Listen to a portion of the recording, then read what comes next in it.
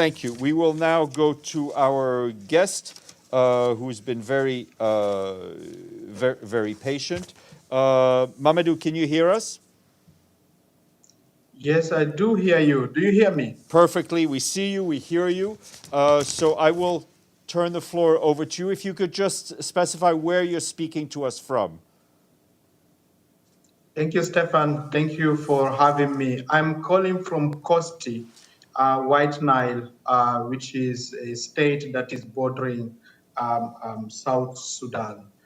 And from within Sudan, I'm calling, and where I have found our UNHCR colleagues, other UN colleagues and partners, staying, delivering during difficult times, despite the conflict, and in light of all the risk associated with it. These colleagues have been able to be and stay and deliver and to support populations, civilians.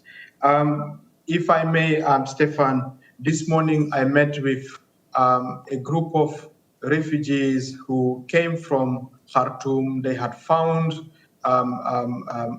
ways of staying in Khartoum, living in Khartoum, having their lives, their livelihoods, having their families, and they have lost everything. They have lost everything during the conflict, and you see them with no capacities, no clothes, sense of loss of life, family members, and livelihoods. And this is also about 2 days ago in Wad Madani, which is just 3 hours from Khartoum by road. I met Sudanese families who were doctors, engineers, students, people also who have lost everything. They had stable lives. They had their own offices where they would go to, like all of us on this call, and everything has been disturbed and by the conflict. So these stories that are really painful stories, heartbreaking stories, and stories that are just unbearable. I have heard them throughout the past 6 days, from Port Sudan to Kassala to Gedaref to Wad Madani and now in Kosti. What is happening is that the same stories, you hear them across all countries that have opened their borders to receive refugees, in Chad, in Egypt, in Ethiopia, as well as in Central African Republic, but also South Sudanese returning home into South Sudan. These are the type of stories that you hear. For this briefing, allow me please to highlight 6 points. One is that as a regional refugee coordinator, we have seen that on access to territory, that countries are able to have been opening their doors, particularly at the beginning of this crisis, and they have shown solidarity towards their brothers and sisters coming from, fleeing from Sudan, and we want this to continue. Most recently, we started seeing and witnessing bureaucratic barriers as well as challenges into admission. We want that solidarity that countries have been showing for the over 947,000 refugees to be hosted. So that admission needs to continue, and these countries are very generous countries. We need to see access to territory continued. Number two, humanitarian access is of paramount importance. We really facilitating access to the refugees in countries of asylum or to the IDPs within Sudan, as mentioned by our humanitarian coordinator, resident coordinator, is really critical. It is critical for us. It is critical for the 3.6 million internally displaced persons that we have started seeing. Number three is the risk of smuggling, the risk of trafficking, as well as the risk of onward movement beyond the countries that are hosting already Sudanese refugees. These risks are getting higher, particularly if the funding and support doesn't come. And as I will be saying a bit later, you will see that the funding level, despite all this pressure on families, communities, is at 31%. Yes, a lot of generosity shown by donors, and we do need much more of that. And that's a point I wanted to hear, to emphasize and to re-emphasize. A fifth point before moving towards receiving questions is about solutions and the need for development actors to come as early as possible into supporting refugees and refugee hosting countries. As we support and we try to respond to the needs, immediate needs around food, around health, around nutrition, where we already see major gaps. We also need and major gaps that could be solved by humanitarian funding. We need the large development funding to come and to support systems. This way, will not only make the asylum systems sustainable, but will also be preventing the type of tensions that we have started seeing in some of the countries between refugees and host populations that are generous receiving the refugees, but host populations that do not have access to these services. Finally, just to echo what our principals have said a bit earlier, there is a need to end the fighting. The pressure we see on families, on the losses that we have seen, on violations of rights, and all of that, we need an end to the fighting. And this is what the refugees, the Sudanese, the IDPs, this is what we are being told, but also the partners that we see here on the ground. And until such a time the fighting ends, we need to protect the civilians, including the refugees, during these difficult times.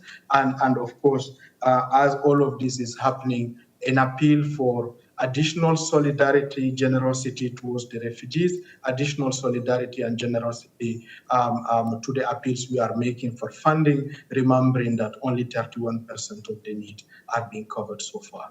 Thank you, Stefan. Back to you. Thank you very much. A first question to the Associated Press. Thank you very much. On behalf of the United Nations Correspondents Association for doing this briefing, my name is Edith Lederer from the Associated Press.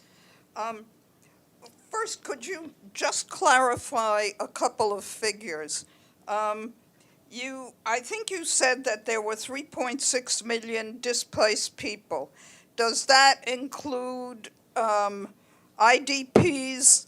I assume that includes about 2.6 million IDPs and the 947,000 refugees. Can you confirm that? And also, what's the amount of the UN appeal? And my question is that you said that there was a serious risk of trafficking. Are you? Can you hear us? Can you hear me?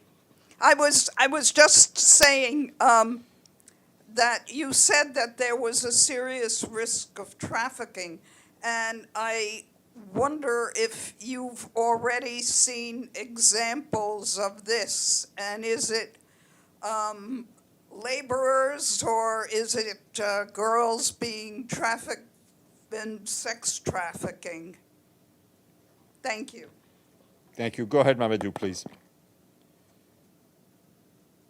Thank you very much. I think these are very good questions. You're right. It's about 3.6 million Sudanese displaced within Sudan, and 947,000 who have gone out of Sudan, and this include mostly mostly Sudanese, but also it includes former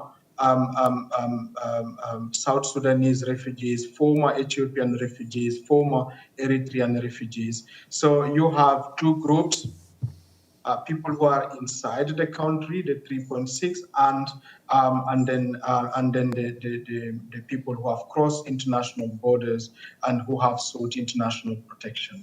And they include former refugees or people still in need of international protection. And if you need more information, we can provide those to you. The UN appeal is in the range of 600 million from not only UN agencies, but also NGOs that are appealing for the response to the to the outside people, the close to 950,000 people who have crossed outside Sudan and who are in need of support.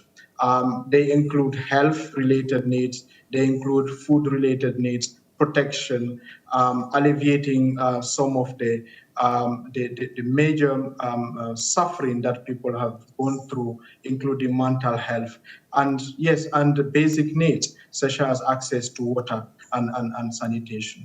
So this is what I can say to you. Now, the serious risk of trafficking, as you can imagine, whenever there is a pressure or whenever there are restrictions to people accessing international borders protection, it creates economies and it creates possibilities for people to be asking for money, but also for people's bodies to be able to cross. There are risks, not many instances so far, but if there are impediments to people crossing international borders, there are barriers to people being able to go and seek protection, or if there are not enough support to the people who have been generously hosted by generous countries, communities. These are the type of risk that we see, including risk for onward movement beyond the countries of asylum.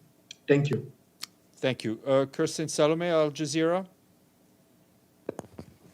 Hi, thank you so much. Of the 947,000 refugees, can you talk about which countries are most impacted? And do you have any response?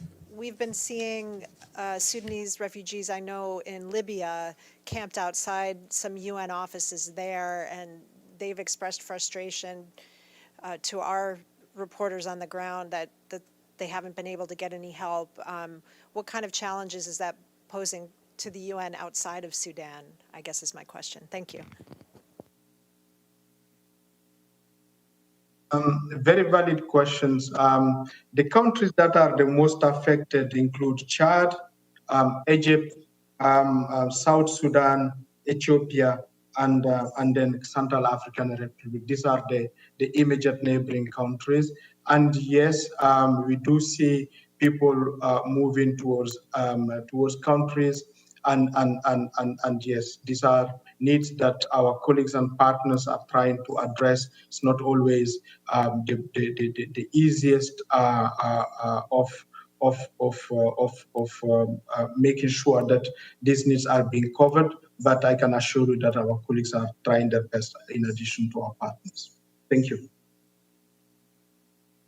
Thank you. Any other questions? Great. Thank you very much. Mamadou, thank you very much for joining us. And thank you for taking the time. And we'll hope to have you back here soon. Thank you so much. Thank you very much, Stefan. Merci. All the best to you. Merci. Thanks for the questions. A bientôt. Bye-bye. Bye.